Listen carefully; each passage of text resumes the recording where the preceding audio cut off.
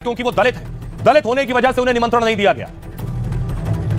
पूरी दुनिया में अयोध्या और राम मंदिर की चर्चा है। शिखर पर मोदी ने केसरिया ध्वज फहराया और इसके साथ ही राम मंदिर का निर्माण पूरा हो गया। सदियों के घाव भर रहे हैं। उस यज्ञ की पूर्णाहुति है जिसकी अग्नि 500 वर्ष तक प्रज्वलित रही। पूरे देश में भले ही अयोध्या की बात हो रही है, लेकिन कुछ नेता और पार्टियां इसमें जात पात का रंग खोजने में लगी हैं। अखिलेश यादव के सांसद ने तो नया विलाप शुरू कर दिया है। अयोध्या से सांसद अवधेश प्रसाद कहने लगे, मैं दलित हूं, इसलिए मुझे ध्वजारोहण के कार्यक्रम में नहीं बुलाया गया। हम राम को लाए हैं, राम हमें लाएंगे। राम को अवधेश प्रसाद को लाए, हमको बुलाया नहीं गया। क्या कारण है, जबकि मैं कल वेट कर रहा था। देखिए जरा, एक नया बवाल शुरू हो गया। शुभ मुहूर्त था, अच्छा वक्त था, लेकिन देखिए क्या कह रहे हैं सांसद अवधेश प्रसाद। कह रहे हैं स्थानीय सांसद होने के बाद भी ध्वजारोहण में नहीं बुलाया गया, सिर्फ इसलिए कि मैं दलित समाज से आता हूं। ये राम की मर्यादा नहीं, संकीर्ण सोच है। इकबाल अंसारी जो बाबरी मस्जिद में पक्षकार रहे, इनके पिता भी, इनको न्योता था। इन्होंने कहा अयोध्या देवी देवताओं और सूफी संतों की भूमि है। अयोध्या गंगा जमुनी तहजीब की भी मिसाल है। राम मंदिर के ध्वजारोहण में सभी धर्म के लोग मौजूद थे, हम भी वहां मौजूद थे और कोई भेदभाव नहीं था। इमरान मसूद कह रहे हैं, सांसद है कांग्रेस के, अयोध्या के सांसद दलित हैं, इसलिए उन्हें नहीं बुलाया गया। ये बहुत ही निराश करने वाला और निंदनीय है। अगर पीएम अयोध्या आ रहे हैं तो सबसे पहले तो स्थानीय सांसद को बुलाना चाहिए। संभल के सांसद समाजवादी पार्टी के जियाउर रहमान भट्ट कह रहे हैं, देश लोकतांत्रिक है, धार्मिक नहीं।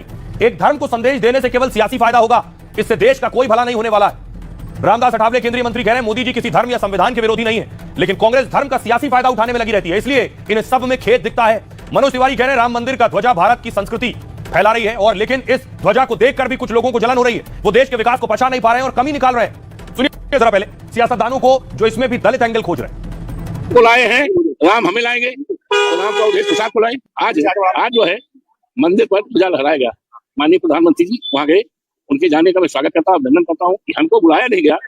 क्या कारण है, जबकि मैं कल वेट कर रहा था। दलित है वो, इसलिए नहीं दिया होगा। अब ये तो बड़ी दुर्भाग्य है, लोकल सांसद को प्रधानमंत्री आ रहे हैं और प्रधानमंत्री के आगमन पर लोकल सांसद को भी निमंत्रण ना हो, इससे ज्यादा दुखदायी क्या हो सकता है। तो सबसे पहला तो हक वहां के सांसद का है, लेकिन वो दलित है इसलिए उसको बुलाया नहीं। अयोध्या में सब धर्म के सब जाति के देवता विराजमान है।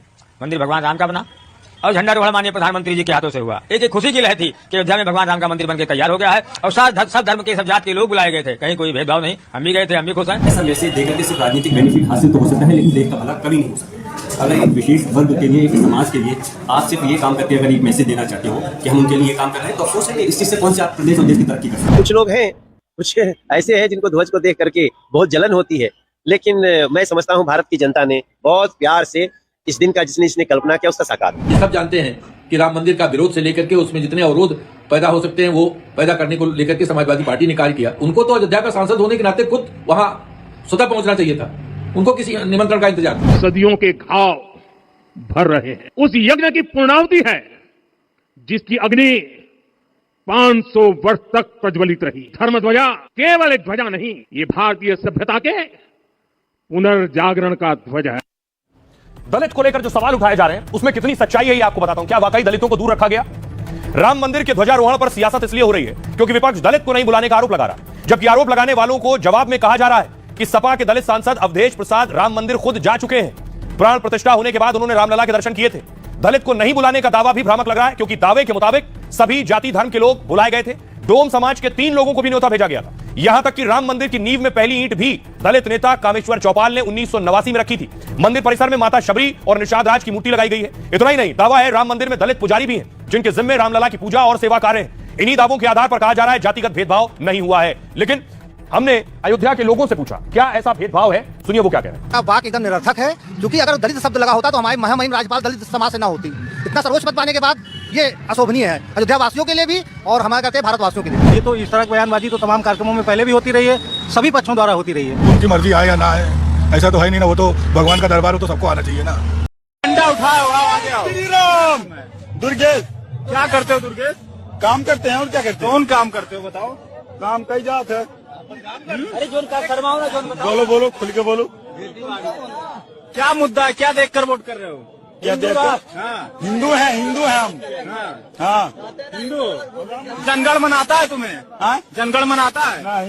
नहीं आता। गरीब अगर अनपढ़ रहेगा तभी तो भेड़ बकरियों की तरह इन नेताओं के इशारों पे चलता रहेगा, और सभी जानते हैं कि यही अनपढ़ लोग इनका वोट बैंक है जो धर्म और जात के नाम पे वोट देते आए हैं।